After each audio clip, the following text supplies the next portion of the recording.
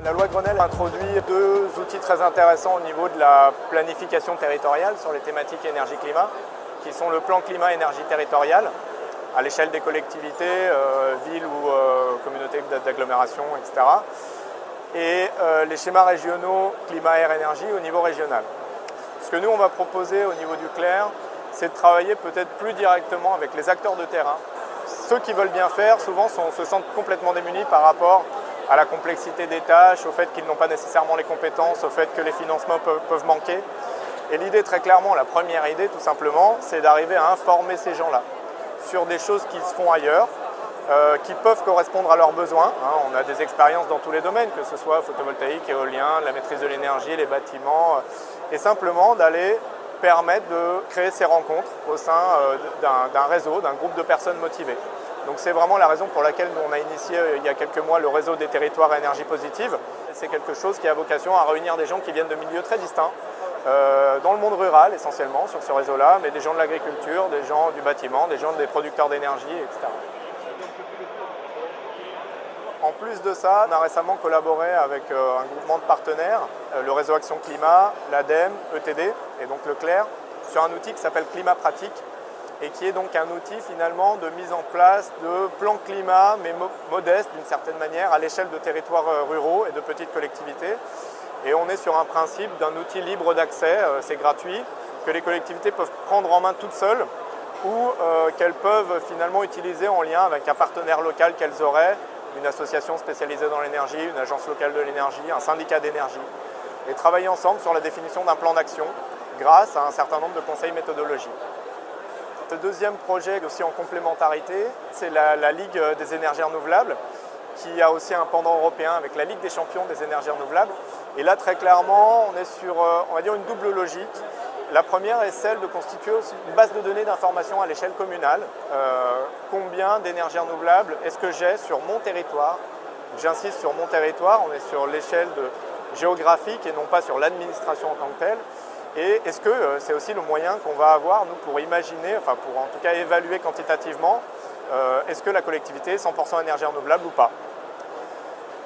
Et la deuxième logique, évidemment, c'est que les collectivités les plus avant-gardistes, à travers cette action-là, on les valorise notamment au moment d'une cérémonie de récompense annuelle au niveau français, mais aussi au niveau européen.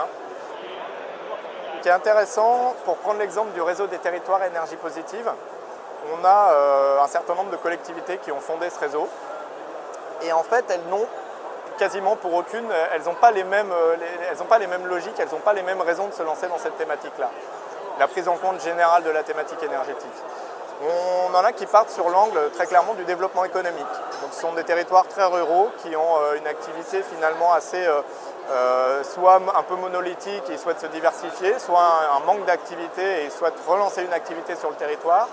C'est vraiment les énergies renouvelables ou la maîtrise de l'énergie par rapport à ça sont vraiment un très bon moyen de réimplanter des emplois.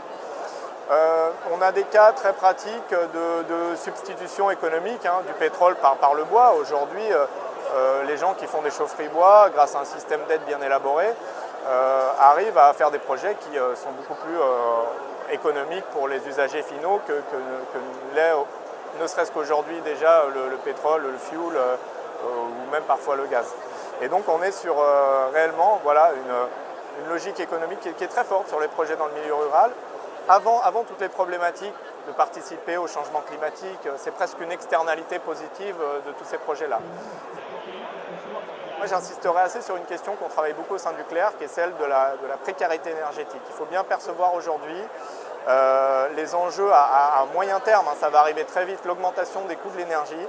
Le pétrole, on s'attend, enfin déjà le cours du baril est très haut, mais on s'attend à ce que ça augmente régulièrement, éventuellement de manière erratique au cours des années qui vont venir.